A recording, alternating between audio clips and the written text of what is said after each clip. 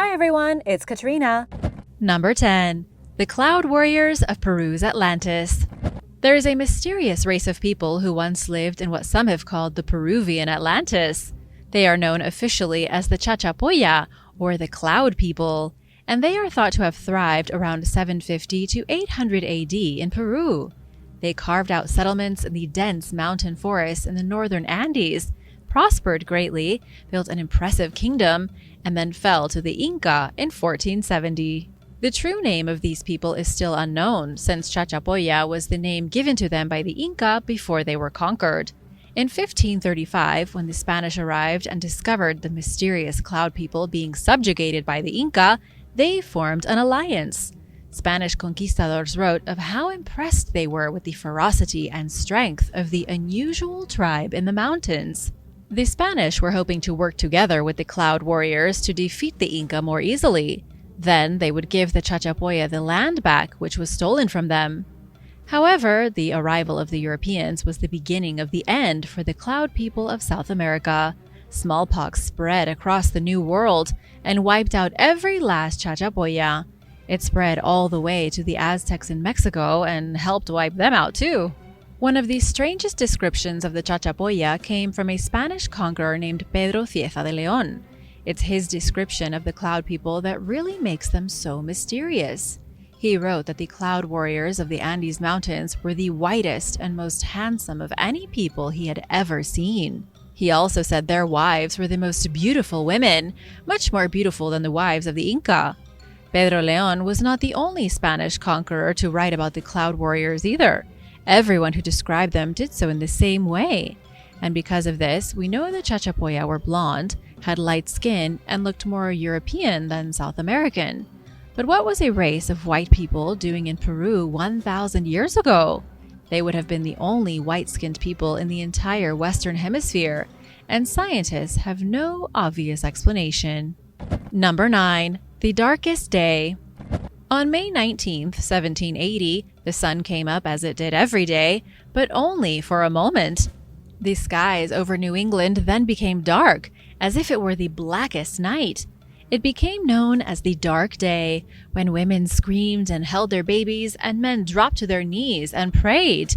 Even George Washington, in the midst of fighting the Revolutionary War, wrote in his diary about the mysterious darkness that shrouded every city in gloom. This was such a huge deal that thousands of workers reportedly left their jobs early and either went straight to church or straight to the tavern. The children were sent home from school, cattle stopped grazing and hid in their stalls, and everywhere in New England, people thought Judgment Day had come. But what actually happened? Amazingly, it wouldn't be until the 2000s that scientists finally figured out what caused such widespread panic. Scientists discovered fire scars near the Great Lakes in Canada from the year 1780. There was a wildfire burning in Canada so severe that it sent giant black clouds over New England to block out the sun. It was nothing but a wildfire, and yet it inspired mass hysteria on an unprecedented level. Number 8. The Ogre Neanderthals. In folklore, an ogre is a gigantic humanoid monster. Ogres are found in fairy tales and legends and in just about every fantasy movie. Ogres are almost always depicted as unintelligent, oafish, and dull. And not unlike the trolls in The Lord of the Rings, real ogres supposedly eat human flesh. These creatures have been used to scare children since stories were first being told. In medieval Europe, young kids were warned that if they weren't on their best behavior, an excited ogre would attack them, kidnap them, and then probably eat them. There are other stories about ogres as well. Some who have written of these mythical creatures over the years have painted them in gentler light, making them shy and reclusive and misunderstood. But what if ogres weren't creatures of myth at all? And what if ogres and trolls originated from something that was a very real and living being? There is a curious theory that says trolls and ogres started off as Neanderthal humans. It's true that Homo sapiens lived at the same time as Neanderthals, and some theories say we were even the ones who destroyed them through our expansion out of Africa. Based on all the Neanderthal bones scientists have investigated, we know these creatures were bigger and stronger than us, more ape-like, and a lot more ogre-esque. And so, What if the ogre from ancient mythology is just a weird memory of our distant relatives, the Neanderthals? We don't know if it's true, but experts say it could be a real possibility. Number 7. The Star Shaft. There are 2 narrow ducts leading out of the King's Chamber in the Great Pyramid of Giza. These shafts are commonly referred to as star shafts. There are also 2 shafts in the walls of the Queen's Chamber, though these aren't quite as popular as the other 2. It's because these star shafts are blocked on both the outside and the inside, leaving experts with very little clue as to what they were used for. Not only that, but if scientists compare the star shafts in the King's Chamber to those of the Queen's Chamber, their scientific theory doesn't make much more sense. Scientists believe the shafts were meant to circulate air, but if that were the truth, why would the star shafts in the Queen's Chamber be sealed? Plus, these kinds of shafts have not been found in any other pyramid in Egypt, which casts major doubt on the whole ventilation theory. But because scientists can't verify the purpose of the shafts, all we're left with is speculation. Some experts believe they were used to observe certain stars from inside the pyramid itself. This theory is getting way more traction than the ventilation hypothesis, and is the closest we've gotten to a logical answer. Scientists suggest the shafts were meant to point at Alpha Draconis, Orion's Belt, Sirius, and Beta Ursae Minoris. The star shafts were most likely meant to direct the spirit of the pharaoh to these stars, so that he could go on a journey through the cosmos. Number 6. Russian Moose Geoglyph. There is a mysterious geoglyph in Russia that might just be older than the famous Nazca lines of Peru. The strange pattern in Russia can be found near Lake Zayuratkul, not far from the border of Kazakhstan. It shows what appears to be some kind of moose or deer, something with a long muzzle, 4 legs, and at least 2 antlers. The entire geoglyph measures 900 feet long and was only discovered in 2011. It can only be seen from the sky, and as in such a remote region, nobody ever noticed it before. Plus, the geoglyph was covered by a thin layer of soil, and it was almost completely invisible. According to Stanislav Grigoriev from the Russian Academy of Sciences Institute of History and Archaeology, the geoglyph was made from small and large stones. Bigger stones were placed along the edges of the geoglyph like borders, and the insides of the structure were filled in with much smaller stones. The hooves of the moose were put together using small crushed rocks and pieces of clay. Even more miraculous is the fact that excavation teams have found stone pickaxes and other primitive tools that had been used to create the ancient artistic masterpiece. These tools date back to the Neolithic Period, between 6,000 and 3,000 years ago. That makes the Russian moose at least 2,500 years older than the Nazca lines. But what in the world the moose is doing in the middle of the Russian wilderness is still a mystery. Number 5. Baalbek Trilithon. In the Lebanese town of Baalbek, once known as Heliopolis or the City of the Sun, there lies a gigantic and very mysterious piece of rock. It's the largest hewn stone ever found, a truly megalithic piece of debris at the ruins of the Jupiter Baal Temple. The Jupiter Baal Temple was an ancient place of worship built by the Romans in 27 BC. This was when they were still worshipping what would soon become false idols and old gods, like Baal from Canaanite mythology. In front of the temple, which today is nothing but a decrepit ruin, there are 3 large hewn stones.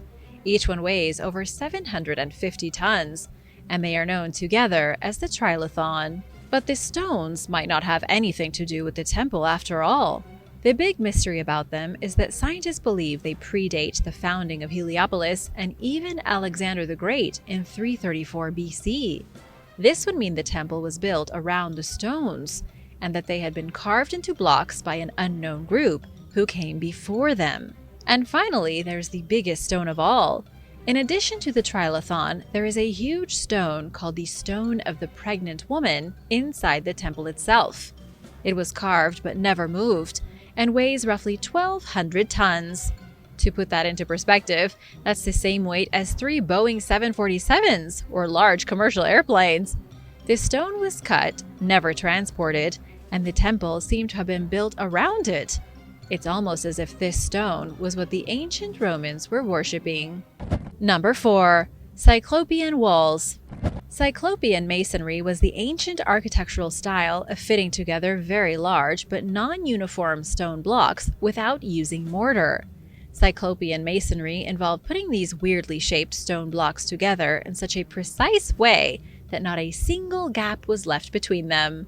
Scholars say it was the Romans who built the astounding ancient walls of Italy, whose example of Cyclopean architecture can be found in Lazio, Umbria, Tuscany, and many other places. But some researchers don't think it was the Romans at all, but someone who came much earlier. One of the biggest issues is that there isn't any Cyclopean masonry in Rome itself. These peculiar walls can only be found outside of Rome in smaller cities. Hilltop fortifications, aqueducts, agricultural terraces, and even villas in the countryside all boast Cyclopean styles. But the style itself goes back even beyond the Romans to the earliest Greek civilizations of the Bronze Age, starting around 3000 BC. It was the Mycenaeans who first fit giant boulders together to create these types of walls. And since it's clear that the Romans never practiced this kind of masonry, it's believed that the Mycenaeans, after the destruction of their cities in the Aegean around 1200 BC, migrated to Italy. It could have been these Mycenaeans, or at least their descendants, who built some of Italy's most impressive architecture. Number 3. Mysterious giant circles. A strange mystery only seen from the sky brings us to 3 countries: Turkey, Syria, and Jordan. Archaeologists have identified over a dozen mysterious circles in these countries, and nobody knows why they were built. One of them, a gigantic circle known only as J1, stretches 1,280 feet in diameter across the desert wasteland of Jordan. These circles are at least 2,000 years old, and each one is made of stones piled a couple of feet high, and each one is at least 1,000 feet in diameter. The first of these circles were seen by aircraft flying in the 1920s, and were more recently brought to the world's attention by researcher David Kennedy at the University of Western Australia. Kennedy told the Washington Post that it was 60 years after the circles were spotted the first time that anyone went back to look at them. But it's only been in the last decade that Kennedy and his team have tried to figure out what they are doing in the middle of the desert. Unfortunately, the scientists still don't have a clue. The walls were built too low to keep animals inside. They obviously weren't used for housing, and they couldn't have been used to keep food or valuables. They most likely weren't animal traps, as they wouldn't have been effective. The only thing researchers can think of is that these circles were used for some kind of ritual activity, but there's no real proof. Number 2. Mystery medieval skeleton. Archaeologists discovered the skeletal remains of a man face down in the muck of the River Thames in London. He was discovered still wearing his leather boots, which made him an instant celebrity in the world of archaeology. According to Beth Richardson from Mola Headland Infrastructure, the boots are about knee-high, made from leather quarters, and were stitched together using waxed flax thread. The workmanship of the boots dated the mysterious skeleton back to the 1400s. Once the body was dated, the big question became, how did he get in the river in the first place? Well, it all goes back to the boots. Since he was wearing gigantic leather boots all the way up to his knees, he was almost certainly either a mudlark or a fisherman. Mudlarks were people who waded through the polluted waters of London's greatest river looking for treasure and goodies. He might have been looking for coins or maybe scraps of metal. It could have been anything at all. He also could have been a fisherman who fell off a boat. But the prevailing theory right now is that he was looking through the mud for treasure when he got stuck and drowned. Number 1. The Abernethy Round Tower. The Abernethy Round Tower is one of Scotland's more unusual historical sites. It's one of 2 round towers built in the Irish style still standing in Scotland, and its origins are a complete mystery. Historians believe the tower was built in roughly 1100 AD and most likely served as a bell tower for a local church. The structure stands 73 feet high and has a diameter of 15 feet. A short climb to its top is definitely worth it because it offers sweeping views of the sprawling green countryside. It also gives a bird's eye view of the churchyard. One of the biggest mysteries surrounding the tower is the fact that its first 12 layers of brick are made of a completely different material than the rest of the tower. There is a big chunk at the bottom that's clearly older than the rest, leaving historians baffled as to when the original structure was built. It may have been a smaller tower with fewer floors, then was torn down and reconstructed. The newest part of the tower is the clock, which was installed in 1868. Thanks for watching. Be sure to subscribe if you haven't already, and I'll see you soon for more videos about amazing history. Bye!